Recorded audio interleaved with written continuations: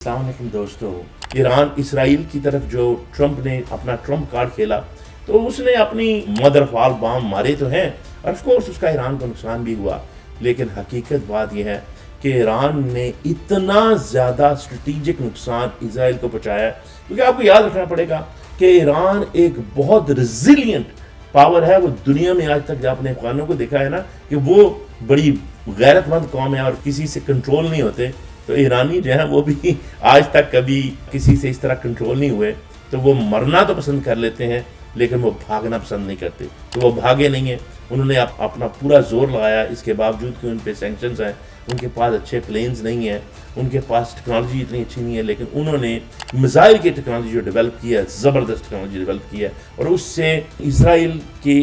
وہاں بام مارے ہیں جہاں وہ کبھی سوچ نہیں سکتا تھا، اور اسرائیل کی چیخیں نکل رہی تھی۔ اور ٹرمپ نے خود کہا کہ اسرائیل چاہتا تھا کہ یہ وار ختم ہو، اور پھر آف کورس ایران بھی نہیں چاہتا کہ یہ وار جاری رہے، اسرائیل بند کر رہا ہے وار۔ تو اب اسرائیل کی جو سب سے بڑی وہی کام ہوا ہے جو انڈیا کے ساتھ ہوا پاکستان کے معاملے میں، کہ وہ انڈیا نے اپنی ایک دھاگ اٹھائی ہوئی تھی، لیکن جب کوئی بدماش ہوتا ہے نا علاقے کا، اور جب بدماش کے سامنے کہ شریف آدمی کھڑا ہو جاتا ہے، اور اگر شریف آدمی کی بھی ایک ٹانگ ٹوٹ جاتی ہے لیکن بدماش کی بھی ایک آدھ ٹانگ ٹوٹ جائے نا، تو اس کی بدماشی، اس کی جو غنڈہ گردی ہے وہ محلے میں ختم ہو جاتی ہے۔ تو اب اسرائیل کی جو ایک غنڈہ گردی تھی پورے محلے میں، پورے ریجن میں، وہ ختم ہو گئی ہے، اور اب ایکچولی اس کا نقصان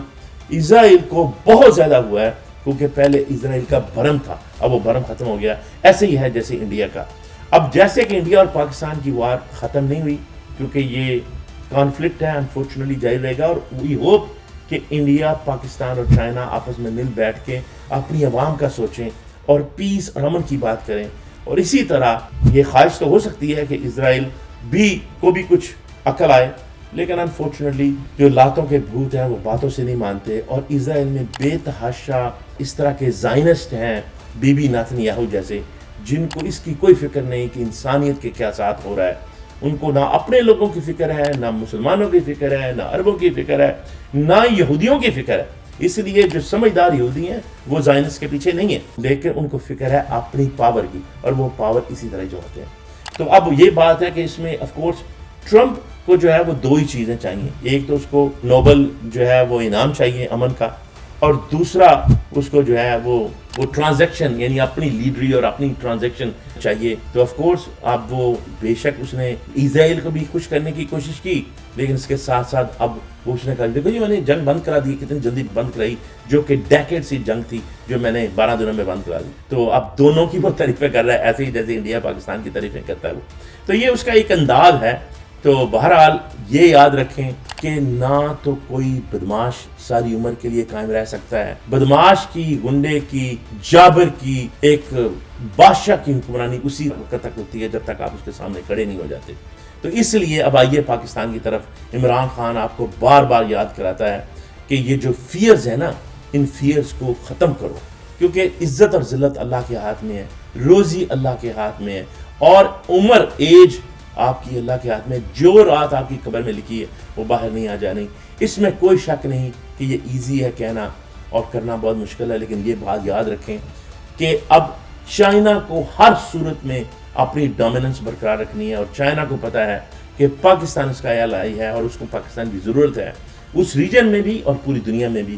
اور اس کو یہ بھی پتہ ہے کہ پاکستان اس وقت تک صحیح پوٹینشل اس کا استعمال نہیں کیا جا سکتا، یہ گوادر بھی اس وقت تک صحیح پوٹینشل اپنا نہیں دے سکتا، اور باقی چیزیں بھی نہیں دے سکتی جب تک پاکستان میں سٹیبلٹی نہ ہو، اور سٹیبلٹی جو ہے وہ عمران خان کو اور سب سے بڑی عوامی طاقت اس کو اندر رکھ کے نہیں لائی جا سکتی۔ تو اب یہ یاد رکھیں کہ سونرا لیڈر عمران خان کو باہر آنا ہی ہے،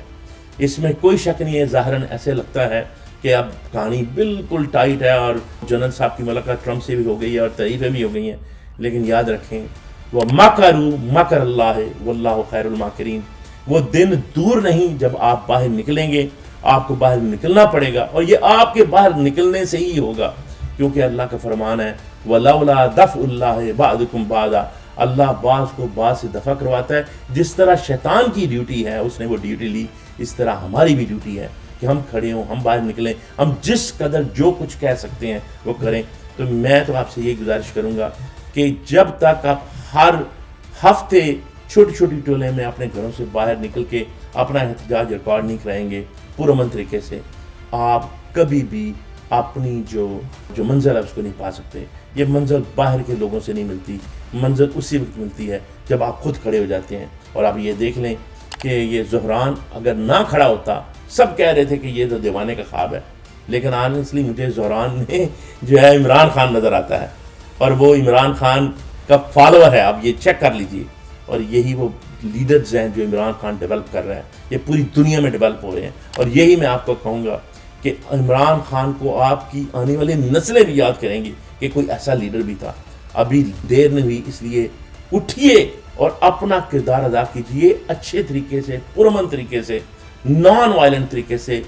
جمہوریت کے طریقے سے، اور اللہ تعالیٰ آپ کا حامی ناصر ہوگا۔ انشاءاللہ فتح آپ کی ہوگی۔ پاکستان زندہ باد۔